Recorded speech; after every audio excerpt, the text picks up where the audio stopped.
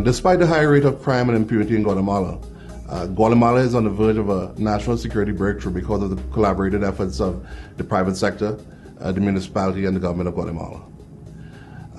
In 2010, a violent incident sparked student movements to take to the streets in protest and inspired the private sector to lead research and development initiatives that eventually brought forward what we know today as ALERTOS and the Safe City Association. The pilot project that started in Zona Viva eventually showed a result of, after 12 months, of 40% reduction in crime, some of which was displacement. However, that sparked almost like a genesis of initiatives in Zone 14, Zone 4, Zone 1, Zone 9. We saw initiatives in Mixco, Villanueva, and Antigua that were already in motion but not moving at the speed at which the pilot project in Zone 10 and Zona Viva brought the results that it showed. The research that led to the creation of ALERTOS and the Safe City Association took us to several countries. We went to Israel, the United States. We modeled the New York City Safe City program. We went to Canada and researched technology there and brought several experts into the country between the period of 2011-2012 to help create and model what we know today as Zona Viva and the Safe City Initiative under ALERTOS. I assumed the presidency of ALERTOS in January of this year, 2013, and took the program to a different level. With the help of additional funding from the private sector and zones in the country showing remarkable interest in the program, we were given space that is today being used as a platform for citizens to report crime and incidents that is mapped on our website, www.alertos.org.gt, where we've given not only the space and the freedom for the public to have a trusted and independent source of reporting, but also a place where awareness is created and generated through mass media and social media initiatives. As the private sector moved this initiative forward, we found several challenges in Guatemala, some socio-economic, some political, but nonetheless, primarily it was funding. How do we take on such a massive initiative that is so expensive in the context of capital expenditure? How do we keep and maintain the system, the integrity of the system, and most of all, the integrity of the information? This is where we saw the need to really involve the government.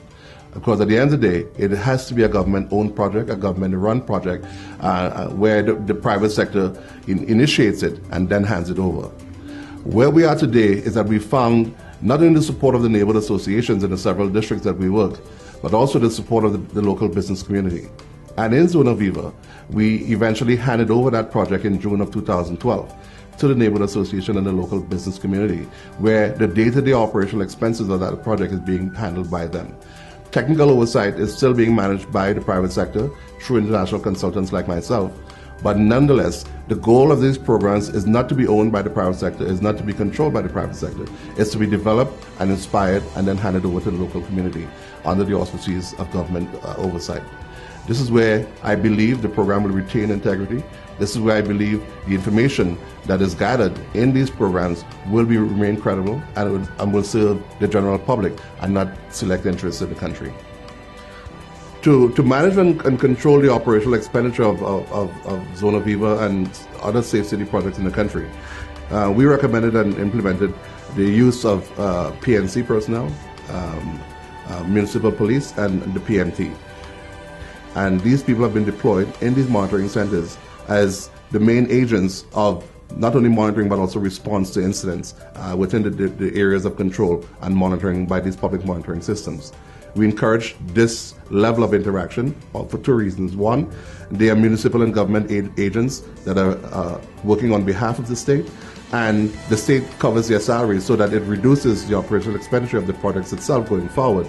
Private sector has retained some oversight on a civilian level within the day-to-day management and operation of the project to make sure that funds are being used appropriately and that there's some degree of transparency in the allocation of funding for the operational and capital expenditure of the projects. Ongoing research and development to keep these projects not only feasible but viable financially requires that we seek and the support of the private sector, the neighborhood associations in the different areas of concern. And this is now a very direct appeal and request for the support financial support of people, concerned citizens in Guatemala, concerned citizens within the municipal and private sector. The government is doing its part in providing its support, because if we don't address this issue collectively and comprehensively, these programs will begin and fall short of their goals and objectives going forward. Thank you.